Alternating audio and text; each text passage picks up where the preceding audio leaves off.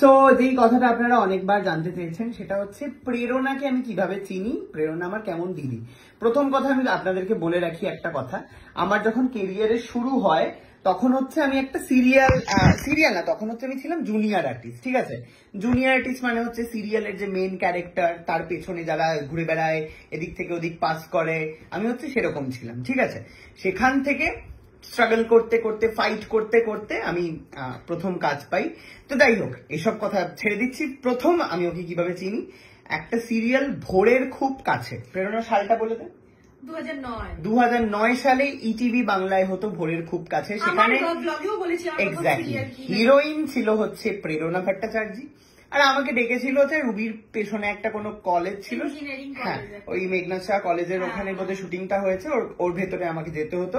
বাবা আমাকে ছেড়ে দিয়ে এসছে তার ইলেকট্রিক স্কুটি করে, আমি পৌঁছে গেছিলাম। হ্যাঁ, পৌঁছে গিয়ে দেখছি যে একটা মেয়ে কি সুন্দর দেখতে, এত বড় চুল, এত বড় চুল, কত বড় চুল দেখা যাচ্ছে না এখানে, হ্যাঁ মানে এদিকটা দেখা, এত বড় পায়ের এই হাঁটু ছাই অবধি, এত বড় ছিল না, এত বড় না কোমর এতটা, তাই যাই হোক হাঁটু অবধি না, অত অবধি চুল, সুন্দর টানা টানা চোখ, অসাধারণ দেখতে। আমি শুধু মেয়েটাকে দেখছি, এটা কি ভালো দেখতে। তারপরে দেখলাম যে একজন নীল বাতিওয়ালা গাড়ি করে একটা লোক নামলো, তিনি হচ্ছেন প্রডিউসার, ওই সিরিয়ালের নাম হচ্ছে যিশু দাশগুপ্ত। উনি নামলেন, নেবে প্রেরণার সাথে কথা বললেন, বাইরে বসে কথা বলছিল, আর আমি ওদের দুজনকে দেখছিলাম যে কি কথা বলছে, কি সিন বুঝছে। প্রেরণা প্রচুর কিছু হুম বলছে, আচ্ছা আচ্ছা, স্ক্রিপ্ট নিয়ে দেখাচ্ছে, এরকম এরকম এরকম। তো প্রচুর কথা হচ্ছে, আমি খালি দেখছিলাম। আর আমাকে তখন না জঘন্য দেখতে ছিল, মানে অতীব জঘন্য। মানে তার কারণ হচ্ছে আমি সারাদিন সাইকেল চালাতাম, আর ট্যান্ড হয়ে কালো হয়ে, আর চুলগুলো এত বড় বড় আর পুরো লাল রং করেছিলাম। এটাই ছিল আমার ফ্যাশন। মনে হতো যে আমি অ্যাক্টর, এরকম সেজে আমি ঘুরে বেড়াতাম। ঠিক আছে, তো যাই হোক, তো এবারে বিষয়টা হচ্ছে ওই আমাকে যেহেতু বাজে দেখতে, তাই আমাকে একদম পেছনে বসিয়েছে। এই এরকম ভাবে পোকা দেখিস না রে, একটা ব্লগ চলছে উকুনে বুড়ি একটা। যাই হোক, তো আমি একটা ইমোশনাল কথা বলছি, অবশ্যই থাকবে। আমি একটা ইমোশনাল কথা বলছি, পোকা খুঁজছে কি রে ভাই, শোন। হ্যাঁ, তো কোথায় ছিলাম আমি ভুলে গেছি। তো যাই হোক, আমাকে যেহেতু বাজে দেখতে ছিল, আমি নিজেও জানতাম না যে আমাকে, এখন আমি বুঝতে পারি যে আমাকে বাজে দেখতে, যখন আমি হিরো। কিন্তু তুই এত সুন্দর দেখতে, ভাব কত সুন্দর দেখতে। যাই হোক, চুপ কর। তো তখন আমি বাজে ছিলাম, তো আমাকে একদম পেছন বেঞ্চে বসিয়ে দিয়েছে, যাতে আমাকে টিভির ঝাপসাতেও না দেখা যায়। আমি দূর থেকে দেখছি যে কি হচ্ছে শুটিং, আমাকে তো ক্যামেরাতে দেখতেই পাবো না আমি। কিন্তু আমি ভাবছি যে ক্যামেরা আমার দিকে, ক্যামেরা ধর একদম মাঝখানে, কিন্তু আমি তো দেখছি ক্যামেরা, আমি ভাবছি আমি আছি। ঠিক আছে, তো আসলে ছিলাম না, মানে আমি নিজেকেও দেখতে পাইনি সিরিয়ালে টেলিকাস্টে। যাই হোক, তো প্রেরণাকে আমি তখন থেকে চিনি। তারপরে আমি প্রেরণার সাথে দেখা করেছি, মানে সৌমি, আমাদের আমার আরো একটা দিদি রয়েছে সৌমি পাল। তো সৌমি পাল আমাকে একবার প্রেরণার বাড়িতে নিয়ে যায়। ঠিক আছে, পার্টিতে। দিদি নাম্বার 1 এর ব্লগে সৌমি আছে। হ্যাঁ, দিদি নাম্বার 1 এর ব্লগে যে সৌমি, সেই সৌমির কথা বলছি। তো পার্টিতে নিয়ে যায় বা প্রেরণার বাড়িতে। আমি ভাবছি এটা তো সেই, তখন আমি একটা সিরিয়াল করছি হয়তো তোমার জন্য, ওই সৌমির সাথে। ওই জন্য সৌমি আমাকে নিয়ে এসছে, মানে ওইটা আমার সেকেন্ড সিরিয়াল, মানে একটু আমি থার্ড সিরিয়াল। একটু আমি মানে সিরিয়াল সামনে একটু দেখা যায় আমাকে, মানে এখন আর পেছনে দাঁড়াই না, এখন সামনে দাঁড়াই। তো যাই হোক, ওই সুবাদে ভাই হয়েছিলাম। তো ওই সুবাদে আমি এসছি প্রেরণার বাড়িতে। আমি তো ভয়ে সিটিয়ে আছি, আমি ভাবছি যে এটা তো সেই হিরোইনটার বাড়ি, আমি বাড়িতে চলে এলাম। বাহ, গিয়ে বসে পড়ি। তারপর ঢোকার সাথে সাথে দরজাটা খুলেছে, এই শোনো, এইখানে কিন্তু আমার সমস্ত কিছু মানে দামি দামি স্ট্যাচু রয়েছে, একটা যেন গায়ে হাত লেগে যেন না পড়ে। বলেছি ওই গণেশ ঠাকুরটার জন্য তুই বলেছিস। যাই হোক, আমাকে বলেছে, আমি তো একদম সিটিয়ে গিয়ে এরকম ভাবে বসেছি। জল খাবে, খাবার খাবে না, কিছুই খাবো না, চুপ করে বসে আছি, একটা কথাও বলিনি, আর আমার নামও জিজ্ঞেস করেনিও। যাই হোক, ওখান থেকে বেরিয়ে গেলাম। কাট্টু মহাপ্রভু শ্রী চৈতন্য, ওখানে তো আমাকে চেনেই না। ওখানে আমি হচ্ছে ইনভিজিবল একজন মানুষ, ওর হচ্ছে সব থেকে কাছের বান্ধবী হচ্ছে একমাত্র তিতাসদি। তিতাসদি হচ্ছে ভীষণ ভালো একজন অ্যাক্ট্রেস অফকোর্স, আর ভীষণ ভালো মানুষ। তিতাসদি তোমরা দেখেছো হচ্ছে কাকলি হিসাবে তোমায় আমায় মিলেতে। ঠিক আছে, প্রথম তোমায় আমায় মিলেটা ওটাই কাকুলি ছিল। তোমায় মিলে সেকেন্ড পার্টও হচ্ছে, এখন বললে হবে না, আগেরটা। হ্যাঁ। ও আচ্ছা, হ্যাঁ আগে এখন হচ্ছে না তোমায় মিলে ওইটারই তো গল্পটা হচ্ছে এখন, যেটা রাহুল হরগৌরী পাল না, ওটা আলাদা, ওটা নাম তো আলাদা, আমি তোমায় আমি মিলে কথা বলছি।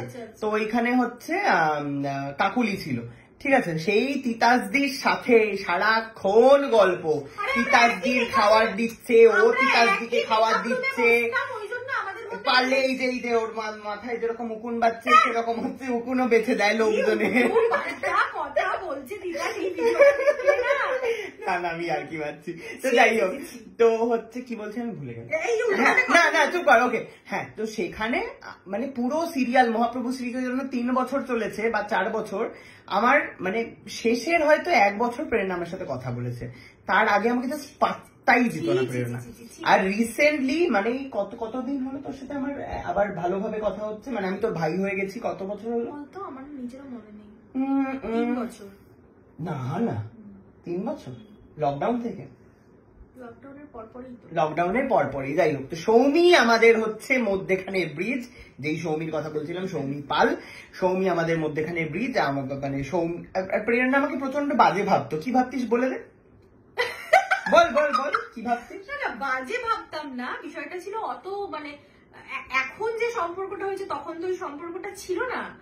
আর যেহেতু আমার থেকে অনেকটা ছোট, সেই জন্য আমি আমার সমবয়সী লোকজন, হ্যাঁ 50 বছর বয়স ওর, হ্যাঁ চুপ কর, আমার সমবয়সী যারা আর কি তাদের সাথে বেশি জেলাপ করতাম, বেশি কথা বলতাম, তো ওর সাথে অতটা কথা বলতাম না। বাট ও যেভাবে বলছে সেরকম ব্যবহার আমি কোনোদিনই করিনি, কিন্তু হ্যাঁ কথা কম বলতাম, বা দেখা হলে একটু হাসতাম, বা ওই টুকটাক আর কি, এইটুকুই। আর তাছাড়া ওর মেকআপ রুম আলাদা, আমার মেকআপ রুম আলাদা ছিল, তারপরে আমাদের মধ্যে অতটা বন্ধুত্বও ছিল না তখন। তো সেই জন্য যেরকম হয়, কাজ করতে গেলে প্রচুর আর্টিস্ট থাকে, তো সবার সাথে তো সবার একই রকম বন্ধুত্ব গড়ে ওঠে না। তো তিতাসের সাথে সেটা হয়েছিল, ওর সাথে ততটা হয়নি, এইটুকুই। তার পরবর্তীকালে যেটা হলো ওর সাথে, আর তখন খারাপ ভালোভাবেই কোনো ব্যাপার ছিল না, মানে খারাপ কিছু, মানে কিছু জাজমেন্টই করিনি, মানে কে খারাপ কে ভালো ওই জাজমেন্টের জায়গাতেই ছিলাম না। তো দেখতাম যে একটা সুন্দর দেখতে ছেলে, কৃষ্ণ সাজে, বেশ মিষ্টি, ঠিক আছে, ওই অবধি, আর এর থেকে খারাপ ভালো কিছু বিচার করিনি। আর মা তোমার ছেলেকে সুন্দর বললো? তা সুন্দরই তো, যে সুন্দর তাকে সুন্দর বলবো না? হ্যাঁ, এমনি তোকে কৃষ্ণ বানিয়েছিল। তারপর আচ্ছা, তো তারপরে যখন ওর সাথে আসলেই বন্ধুত্বটা হলো, আসলেই যে লিঙ্কটা হলো, আসলেই মানুষটাকে চিনতে পারলাম, বুঝতে পারলাম, তখন বুঝলাম যে ওকে মানে চোখ বন্ধ করে ভরসা করে ভাই বানানো যায়। তো সেই জন্যই ওকে আমি এখন ভাই বানিয়ে নিয়েছি। আর ওকে আমি ভাইফোঁটা রাখি, সব করি ওর সঙ্গে, সবই দিই ওকে। তো সেইভাবেই আমার ভাই হয়ে উঠেছে। যারা আমাকে প্রশ্ন করে যে তোমার কেমন ভাই, খুড়তুতো ভাই, মাস্তুতো ভাই, কেমন মামাতো ভাই, কেমন পিস্ততো ভাই, ও হচ্ছে আমার প্রাণের ভাই। আমি সবাইকে বলি, রিপ্লাই দিই যে ও আমার প্রাণের ভাই। রক্তের সম্পর্ক থেকেও বড় হচ্ছে মনের সম্পর্ক, তাই ওর সাথে আমার আত্মার টান আছে, ও আমার প্রাণের ভাই। এই হলো বক্তব্য, বুঝতে পেরেছেন আপনারা? আর আমিও মানে যখনই আমার মনে দুঃখ হয়, মনে বা আনন্দ হয়, আমি সমস্ত কিছুই প্রেরণার সাথে শেয়ার করি। তো এইভাবেই আমাদের একটা সুন্দর বন্ডিং হয়। বড় কথা হচ্ছে ওর আর আমার মুখের অনেক মিল আছে, আমাদের হাসি, আমাদের চোখ, আমাদের মুখের অনেক মিল আছে। হ্যাঁ, তো সেইটার জন্য অনেকে ভাবে হয়তো সত্যি সত্যিই তুই আমার মানে ওরকম সম্পর্কের, রক্তের সম্পর্কের ভাই। আর আমাদের মধ্যে যেরকম খুনসুটি মারামারি যা হয়, তো তাতে লোকজন সত্যিই ভাবে যে হয়তো ওরকমই কিছু ব্লাড রিলেশনের কিছু হবে। হ্যাঁ, মানে আমার কাছে বিষয়টা একবার দেখুন, মানে যেই মানুষটাকে আমি হিরোইন হিসাবে দেখেছিলাম, সেই মানুষটা একদম, হ্যাঁ মানে গালাগালি দিস, অপমান করিস, মাটিতে বসিয়ে দিস, তাকে কোনো লজ্জা লাগে না তোর? না মানে নিজেরই হয়ে গেছিস, মানে তোকে আর আমার মনে হয় না যে তুই বাইরের কি, ওই জন্য মানে মোটা দাদাই যেরকম তুই আমার টুকলি মোটা দাদাই আর টুকলি দিবি, এই হলো ব্যাপার। তো বুঝে গেলেন আপনারা? তো কমেন্টে জানান কেমন লাগলো আমাদের এই স্টোরিটা শুনে, স্টোরি নয় মানে রিয়েল স্টোরি শুনে। আর ওকে, দেখা হচ্ছে পরের ব্লগে। কিন্তু এক সেকেন্ড, এই ব্লগটা কিন্তু দুজনের প্রোফাইলেই যাবে, সেম ব্লগ। ওকে ওকে মা, তোমার এই তুমি এই স্টোরিটা তো জানতে না, তোমার কেমন লাগলো স্টোরিটা শুনে? ভালোই বলছি, ভালোই। ঠিক আছে, আপনারা জানান কমেন্টে কেমন লাগলো। আর টাটা, থ্যাংক ইউ।